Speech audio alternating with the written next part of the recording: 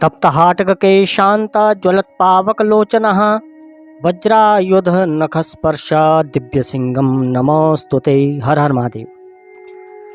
आज हम शेर के नाखूनों के बारे में, बाघ के नाखूनों के बारे में जानेंगे, जिसको शास्त्रों में व्याघ्र नख कहा गया है, सिंह नख कहा गया है। आखिर इसकी महिमा इतनी क्यों है? आप बड़े बड़े साधकों को, बड़े बड़े संतों को, महात्माओं को, बड़े बड़े महामंडलेश्वर, बड़े बड़े तांत्रिक, अघोरी, ऐसे कई आप लोग देखेंगे कि जिन्होंने इन बाघ के, शेर के नाखूनों को धारण किया हुआ है यंत्र के रूप में, तावीज के रूप में। आखिर इन सब को इसकी धारण करने की आवश्यकता क्यों पड़ी?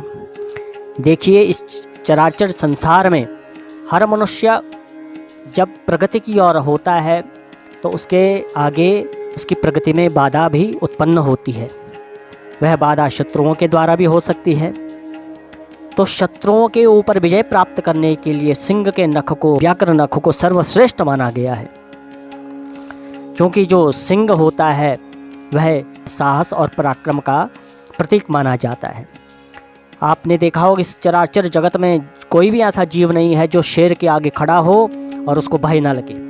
अगर वन में कोई भी, जितना मर्जी कोई बड़े से बड़ा, कोई बलिष्ठ से बलिष्ठ कोई जीव, यहाँ तक कि मनुष्य भी उसके सामने आ जाए तो वह भयभीत होने लग जाता है। अर्थात कि बड़े से बड़ा कोई बलिष्ठ शत्रु भी अगर आपके सामने खड़ा हो जाए और अगर आपने बाघ के, शेर के नख को धारण किया हुआ है, नाखून को धारण किया हुआ है, तो आपका वह बाल भी बांका नहीं कर सकता। किसी भी प्रकार का कोई आपके ऊपर तंत्र हो, कुमंत्र हो, कुतंत्र हो, भूत प्रेत, नजर, छल छाया, जादू टोना इत्यादि, काला इलम, कोई भी ऐसा कोई नकारात्मक शक्ति अगर आपके ऊपर हो, वह इसके धारण करने मात्र से ही दूर हो जाती है और धारण किए हुए व्यक्ति के ऊपर इसका कोई भी प्रभाव नहीं पड़ता। आपका किसी भी प्रकार का कोई बलिष्ठ शत्रु हो तो आपके ऊपर वह हावी नहीं हो सकता। आपके सामने वह हमेशा भयभीत ही रहेगा। इसलिए सिंह के नाखून को धारण करने से साहस बढ़ता है, पराक्रम बढ़ता है, पौरुष बढ़ता है, तेज बढ़ता है, वाणी में तेजस्वता आती है। इसलिए शेर के नाखूनों को धारण करने के लिए कहा गया है। बड़े बड़े कथाकार जो व्यासपीठ में आज बैठे हुए हैं, बहुत सिद्ध अच्छे संत हैं, तो उन्होंने भी बाघ के नाखूनों को, शेर के नाखूनों को धारण किया हुआ है। देखिए, आप जानते हैं और मैं बार फिर से आपको बता दूं कि हमारे तंत्र जगत में ऋषियों ने जो भी मार्ग बताए हैं वह सर्वश्रेष्ठ हैं और परम वैज्ञानिक हैं। कोई कहेगा कि जीव के मरने के बाद इन अंगों में क्या तेज होता है, क्या गुण होता है। मैं आपको बताऊं कि जब किसी बाघ के खाल के ऊपर अगर आप साधना करते हैं और जंगलों में जाकर, बड़े बड़े ऋषि मुनि प्राचीन काल में और आज भी साधनाएं करते हैं जंगलों में जाकर, तो जब बाघ के खाल के ऊपर बैठ के साधना करते हैं तो उसके आगे, उसके आसपास किसी भी प्रकार का कोई हिंसक जीव, कोई विषैला जीव नहीं आता। चाहे सांप हो, बिच्छू और अन्य कोई भी जीव उसके नज़दीक नहीं आता। इसके गुण में, इसके खाल में इतना गुण रहता है, इतना बल रहता है आज मरने के पश्चात भी। दूसरा, आप हैरान होंगे जानकर कि जो काला हिरण होता है, कृष्ण मृग चर्म होता है, उसके ऊपर बैठकर बवासीर का रोग शांत होता है। भगंतर कोष्ठजन्य जो भी रोग होते हैं वह दूर होते हैं। तो मरने के बाद भी जिनका ऋषियों ने वर्णन किया है इन जीवों का, तो मरने के पश्चात भी, मृत्यु के उपरांत भी इनके अंगों में, खाल में उनका बल गुण विद्यमान रहता है। अगर आप काले हिरण के ऊपर बैठेंगे, खाल के ऊपर, तो कामेंद्र शांत होंगे, तो ब्रह्मचर्य की रक्षा होगी। तो हमारे ऋषि मुनि परम वैज्ञानिक थे। आप आज विज्ञान इस चीज़ को मानता है कि इन जीवों के मरने के पश्चात भी उसके गुण उसके खाल में, अंगों में रहते हैं, उनका बल रहता है। जिस प्रकार से आज भी आयुर्वेद के किसी वैद्य से पूछ लें तो बताएंगे कि उल्लू के आँख से एक ऐसा अंजन बनता है, आँखों के कई रोग ठीक होते हैं उससे।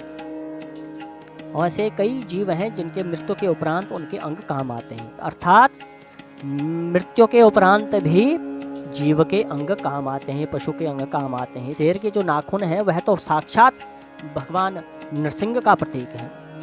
सिंह के इन नाखूनों के ऊपर नरसिंह भगवान की प्रतिष्ठा की जाती है। नरसिंह के जो उपासक होते हैं, भगवान नरसिंह में जो तेजस्वता है, ओजस्वता है, वह उसके साधक को भी प्राप्त होती है। तो नरसिंह के उपासकों को अवश्य ही शेर के नाखूनों को धारण करना चाहिए।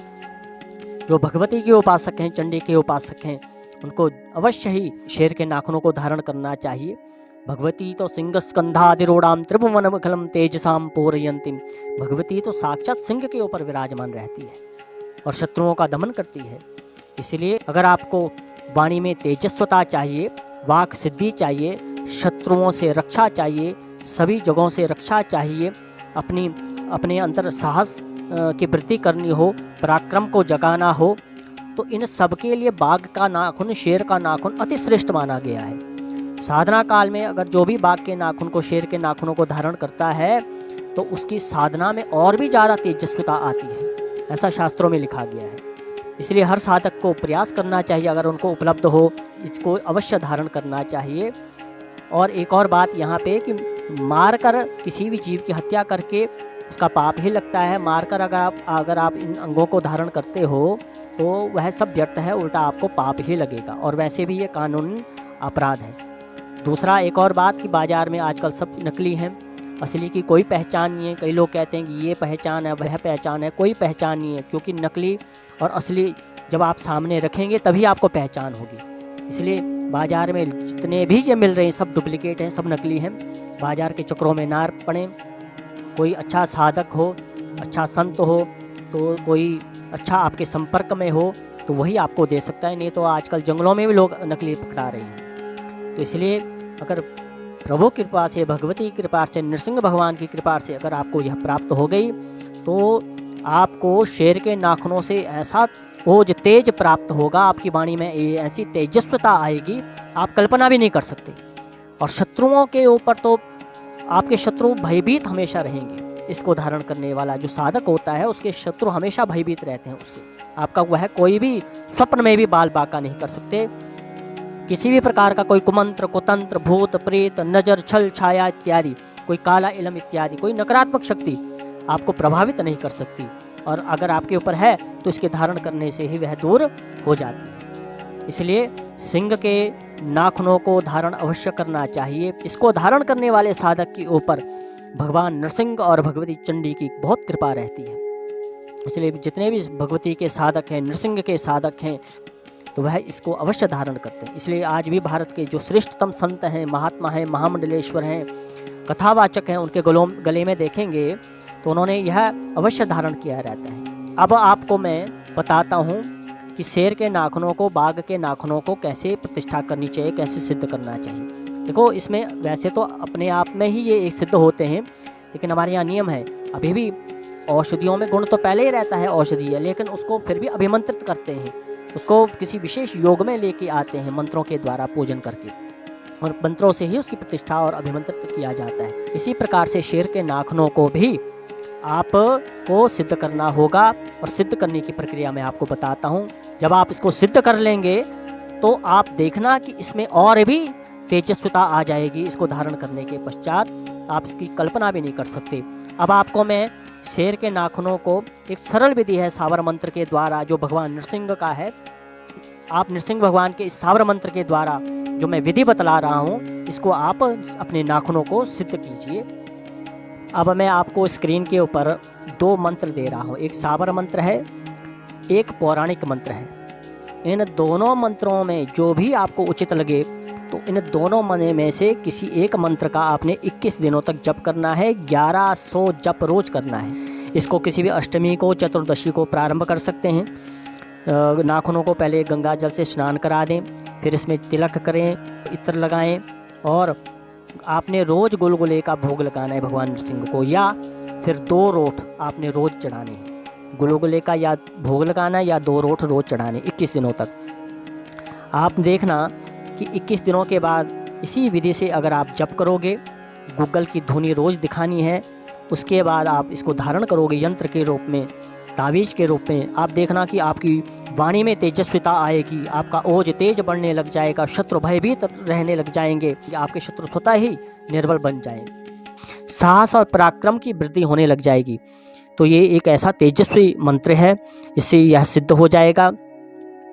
इससे यह सिद्ध हो के इससे आपको बहुत आशातीत लाभ प्राप्त होगा, और इसका अनुभव आप खुद कर सकेंगे।